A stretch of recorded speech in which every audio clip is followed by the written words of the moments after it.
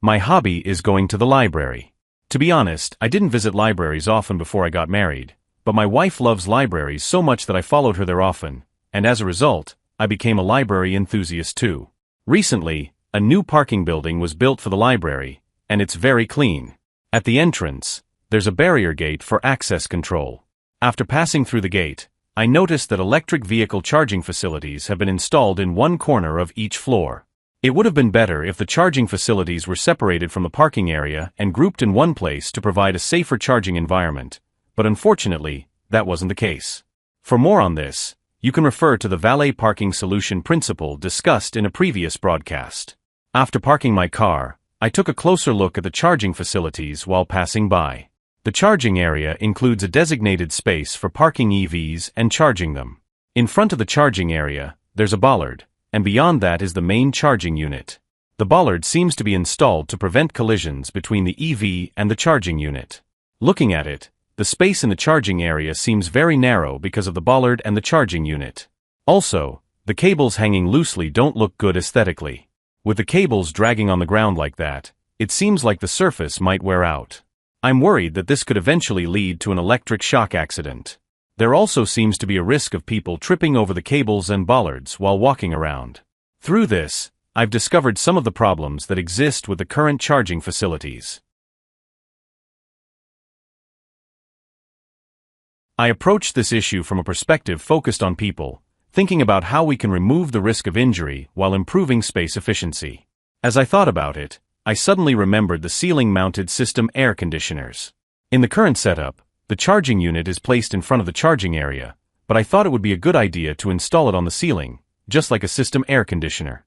By installing the charging unit on the ceiling, I realized that we could expand the space in the charging area, thus improving space utilization. Additionally, with the charging unit on the ceiling, the cables would no longer drag on the ground, which would eliminate the risk of the cable surface wearing down and prevent potential electric shock accidents. Moreover, by placing the charging unit on the ceiling, we could also eliminate the risk of people tripping over the cables, providing a safer charging environment for everyone. I even realized that this concept could be applied to the solution principle discussed in a previous broadcast about the coexistence of water and electricity. In that broadcast, we introduced a solution where fire suppression systems are installed in charging facilities, and the same systems can be used for car washing, allowing for simultaneous charging and washing, a concept of the coexistence of water and electricity. By installing the charging unit on the ceiling, we can prevent any contact between the unit and water, thus making it possible to provide car washing services during charging. As I was observing the wired charging system connected by cables, I suddenly thought, oh, there are wireless chargers too, right? Wireless chargers are typically installed on the floor of the charging area because the battery is located on the underside of electric vehicles, and the wireless charger needs to align with the battery. It's quite simple, really. If wireless chargers are equipped with waterproof features, we could offer car washing during charging, and all the issues I mentioned earlier could be resolved. At the library, while reading books, I was also organizing the 3 key elements of a solution principle based on the issues I discovered with the charging facilities. After some time, I started feeling hungry and thought it was time to head home with my wife. So, I packed up my things and went back to the parking building. On my way, I saw the charging facility again, with several electric vehicles parked there. I thought to myself, if one car catches fire here, all the cars next to it will go up in flames too. And at that moment, an idea suddenly struck me. That's it. All we need is a partition wall. I realized that with a partition, we could prevent fires from spreading, thus reducing damage from secondary fire incidents. Additionally, I thought that we could easily install equipment for car washing or fire suppression on the partition, which could allow us to offer car washing services during charging, in addition to fire safety. The partition could also prevent water from splashing outside during the wash, creating an environment where people can use self-service or automatic car washing without causing inconvenience to others. Furthermore, if there were a safety barrier in front of the partition, it could even be used as a water reservoir for fire suppression. Through this, I not only refined the solution principle of simultaneous charging and car washing through the coexistence of water and electricity, but I also came up with additional solutions involving the positioning of the charging unit and the use of partition walls. As a result, I felt confident that I could secure a patent more easily. So, I organized the content based on the three key elements of a solution and wrote up a patent specification, which I then submitted for application. As you can see, I identified problems, derived and verified solutions, and when necessary, I repeated this process to ensure that I could arrive at the most ideal solution. Everyone, did you know? Verification doesn't only happen when inventing or drafting a patent. There is also verification during the patent examination process by the examiner. The examiner presented a general charging facility as prior art 1, a fire suppression system installed in a parking facility as prior art 2, and a car wash within a general parking facility as prior art 3. The examiner then stated that by combining these prior arts, the present invention could be achieved. To counter the examiner's opinion, I analyzed the differences and found a key distinction. The difference was that the locations equipped with car washing and fire suppression functions were different. In the prior arts, these functions are located in the parking area, whereas in my invention, they are in the charging area. Therefore, I argued that the prior arts did not include a charging area as defined in my invention, and as a result, they could not provide car washing during the charging process. I also emphasized the features related to wired chargers, wireless chargers, and partitions used as water reservoirs.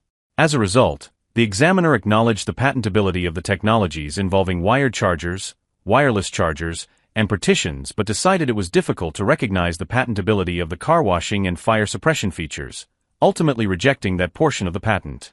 It seems the examiner was concerned about the broad scope of the claims.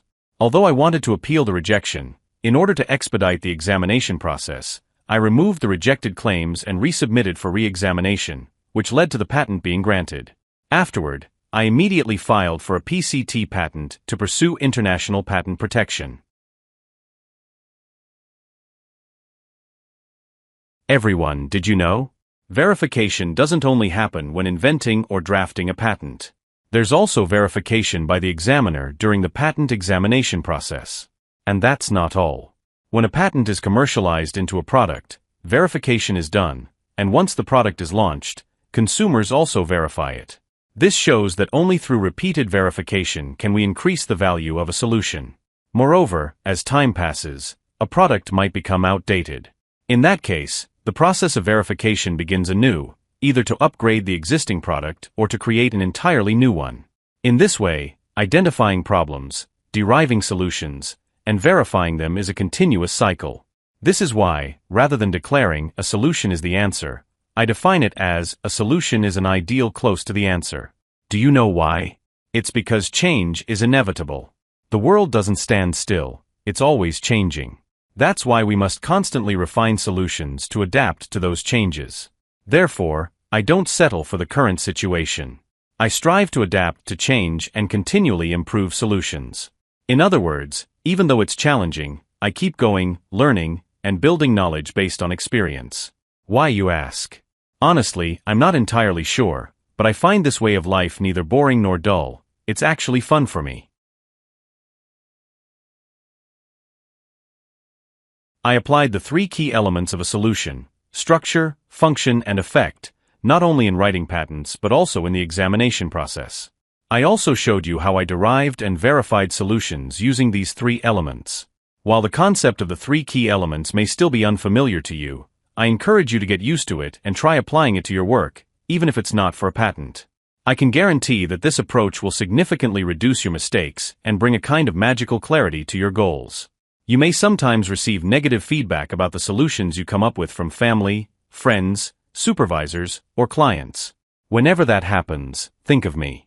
Take on the challenge again, refine your solution, and build on that experience. In time, I assure you, you will be lucky enough to come up with even greater solutions.